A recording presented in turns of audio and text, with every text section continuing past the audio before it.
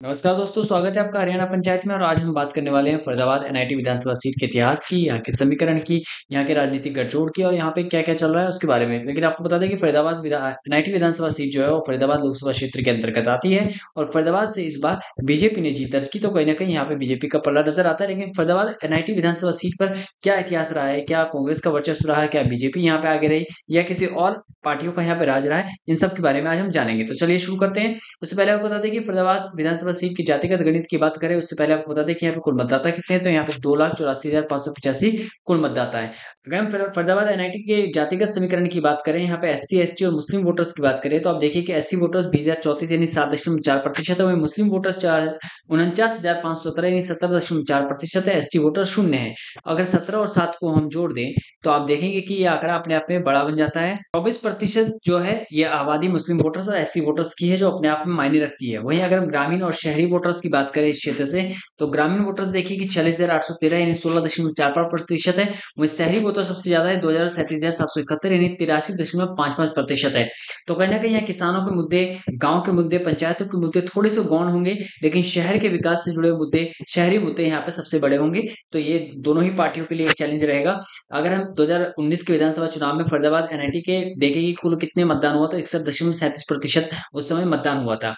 अब हम यहाँ के इतिहास की बात करें, राजनीतिक दलों के वोट शेयर की बात करें कि 2009 से लेकर 2019 तक जो है, यानी पिछले 6 चुनावों में 3 विधानसभा 3 लोकसभा चुनाव में किसको कितना कितना वोट शेयर रहा, तो आप देखिए कि जब 2009 के विधानसभा चुनाव हुए थे उस समय कांग्रेस का वोट शेयर 18.59% था, तो वहीं बीजेपी का मात्र 8.3%, बसपा का 9.63%, वहीं निर्दलीय प्रत्याशी थे शिवचरण लाल शर्मा, उनका 27.98% रहा था। नरेंद्र सिंह बढ़ाना जो कि निर्दलीय प्रत्याशी थे, उनका 18.44% रहा था। 2009 में यहाँ पे पहली बार विधानसभा चुनाव हुए थे। 2014 के जब चुनाव आए तो कहीं न कहीं आंकड़े फिर से बढ़े, लेकिन कांग्रेस को सबसे बड़ा नुकसान हुआ, कांग्रेस का वोट शेयर पहुंचा 0 पर। बीजेपी को सबसे ज्यादा फायदा हुआ, 24.98% पहुंचा।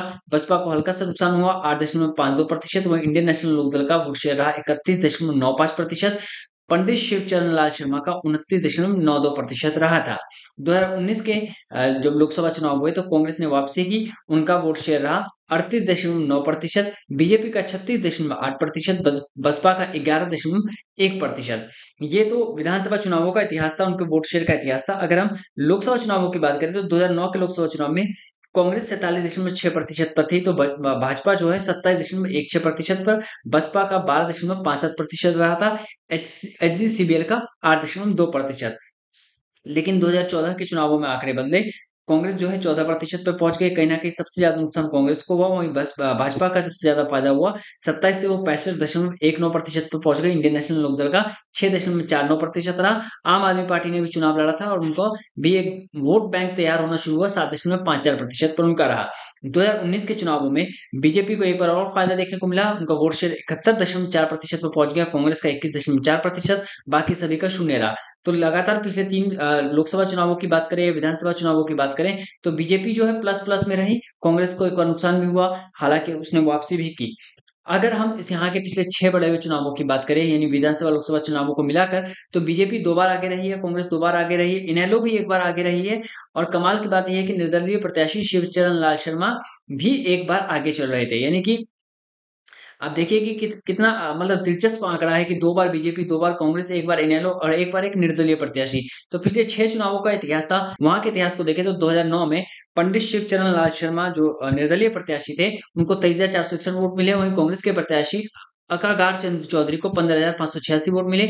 जीत का अंदर 7,875 का रहा था। लेकिन 2014 के चुनाव में नागेंद्र बढ़ाना जीतते हैं, इंडियन नेशनल लोकदल के 45,740 वोट मिलते हैं। पंडित शिवचरण लाल शर्मा दोबारा निर्दलीय प्रत्याशी के तौर पर खड़े होते हैं, लेकिन वो वोट बैंक घटता है उनका, 42,826 वोट मिलते हैं। जीत का अंतर रहता है 2914 का।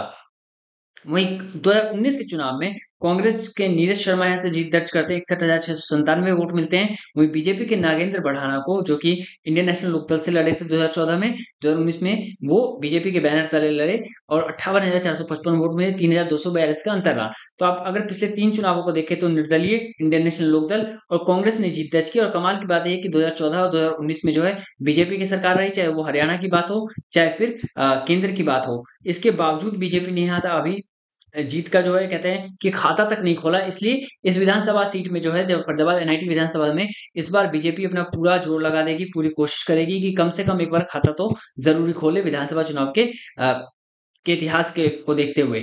लेकिन अब देखने वाली बात होगी कि इस सीट पर कांग्रेस किसको खड़ा करती है, इंडियन नेशनल लोकदल किस तरफ जाती है। तो ये सारे समीकरण था फरीदाबाद एनआईटी विधानसभा क्षेत्र का।